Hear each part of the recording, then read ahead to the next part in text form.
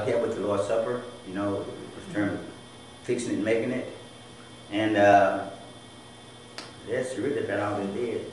At one time we had a mother, what was called a mother of the church. Usually this was an elderly woman, 70s, 80s or so, with a pretty clean record. And so they would go to her for advice, you know, for consolation, what do you think about this? And she would sit them down, you know, sit right here, baby, pat them on the leg, yes, honey, I understand, and you know, and she would console them, listen to them, give her the best advice, and they'd be feeling better. And but now we don't have a mother of the church per se. We've got some older deacon ladies, but they don't want to be thought of as that. They still want things that they're, you know, 19. And other than you mentioned that you do the Lord's Supper once a month, and do the deacons play a role besides, you know, passing the Lord's Supper and things like that? Like on a normal Sunday, they sit in the front, but what role do they play? When you come to church on Sunday mornings, we start with devotion, and we have 2 deacons or 4 deacons. Except for 5th Sunday, we have some mission sisters there, but they'll start off with prayer. And that will last, sometimes we get carried away, it might last 20, 30 minutes. But usually lasts 5, 10 minutes or so. We have a prayer. And after that, the deacons sit down. Then we have an offering. Then the deacons stand back up. We do the offering, the benevolence offering first. And then after the sermon, we have another offering, the tithes. And then the deacons handle that. And basically, that's about all the deacons do. Finance, we also found that I'm the church treasurer as well. This church has 3 treasurers. I handle general fund, I pay all the salaries, utilities, miscellaneous stuff. We have another deacon, he pays for the notice building after $17.95, but we pay $2,000 a month on it. And the 3rd deacon, he does benevolence. If someone needs a rent paid or some help with whatever it might be, then we'll do that. And is that just for the deacons? Do the deaconettes help with that as well, or is there, like, do they give devotionals as well, or just?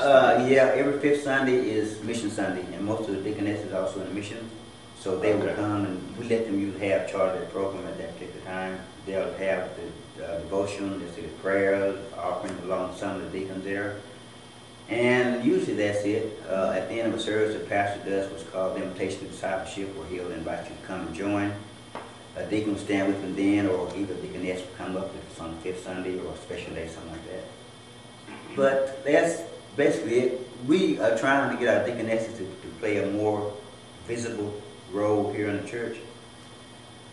So far, we hadn't gotten that done. They come to their meetings and stuff, but they won't really get active as older ladies work. So I don't know. There was one of the documents he handed me was Women in the Bible. Is there a push to get a greater understanding of the more powerful role that women have played in historically? Did I give you that? You did indeed. I don't know who I gave you that. I wrote that. Okay. Yeah, that was my writing in '98. My wife, she was over this young women's young women working for Christ. And she came home one night, she said, can you write me something, a couple pages about women in the Bible? So I said, oh, I'll think about it. So the next day they said, have you written it yet?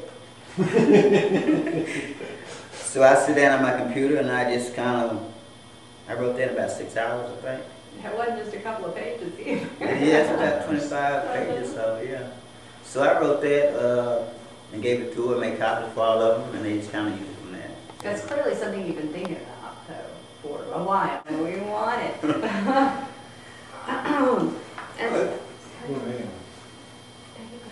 Has the church played sort of a role in supporting people in need, a sort of maybe food bank? Or you mentioned maybe paying rent for some of the members that didn't have enough money. Could you elaborate? We have a policy that we will help you for whatever your need might be. If it's medicine, food, shelter, clothing, whatever it might be. We will help you. We will help you either 100%, or if it's a little bit more, we'll help you as much as we possibly can. We don't write out checks to you. Say, for example, you come, you say, well, look, I'm behind, I live at the Riviera, I need some money for my rent. Well, how much is it? $100. We'll write either $100 or whatever we can do, maybe more than that. We'll write out to Riviera. We're going to write out to you. We'll write out to that person. And then we'll sit down, we'll talk with you, see what the issue is without being too personal, so that you won't get into that situation again. If the next month comes up, same thing again, we'll do it for you again. Third month comes up, same thing, we'll do it 3 times. But that 4th time, then it's kind of, you can't do anything. Maybe if you owe $100, we'll give you 50 or something like that, but you know, we've been through this before. So that's what it is, but we use, sometimes we make, like last month, so we paid 2 university students rent, it was $1,700. And we paid it for them, didn't ask them to pay the money back, nothing, just watch yourself, you know, because you should be more responsible than that. So, and you know, if you have a family member that's sick in the hospital, we'll pay your transportation over there, or whatever we can do, you know, whatever you ask us to do, we'll do that. Yeah. We're glad to do that. Over the years, has the church performed a lot of marriage, wedding ceremonies? Yeah, we, you know, it seemed like Dr. Conrad from 2000 to 2006 or so, we had a lot of weddings, but the last 3 years or so, not a lot. Weddings, we usually move everything down. They have them here, the lights on the side, those there behind that, those are lights that we only turn them on for our community service. For wedding, it's kind of low lit. And take all the pulpit furniture down, and the little step thing there, it's movable. And so just a platform there. And they put this, whatever you call it thing there, you know, go there. Yeah. So we had some weddings here. We had maybe 6 or 7 that I can remember. Usually they'll call me and say, can we have a wedding there? And I'll say, no. And they say, what? And I say, yes, you can. Sure you can. Most people really don't understand my sense of humor, because I just throw something out there at them, they believe it. And I say, oh gosh, no, sure you can, whatever. One guy asked me, he said, Brother Turner, we're going to have, I'm graduating from the university with a bachelor's degree, can we have a party at the church? I said, a party? He said, how much shit? I said, oh man, I'm going to go live with you about $500. That's all. He said, $500? $500?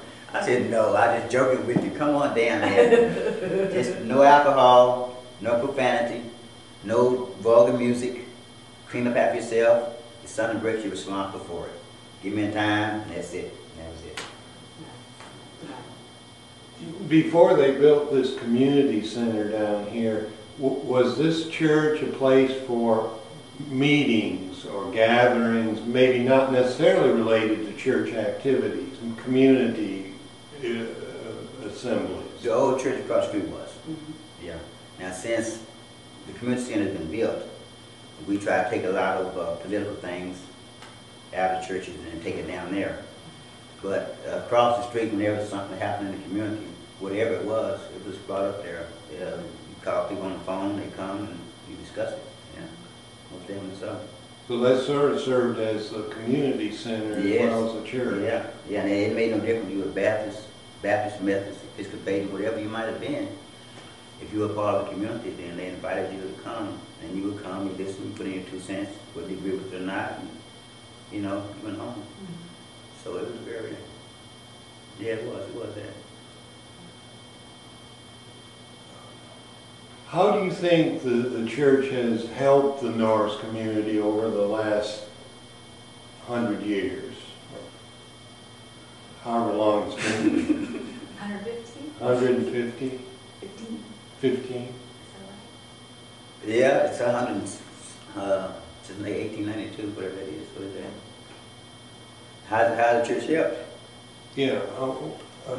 It's kept some of the crazies from going out and killing a bunch of people. Yeah, it's done that. Because there have been some really frustrated people in this community because of social conditions. As I said before, a lot of men who, it's one thing about exposure.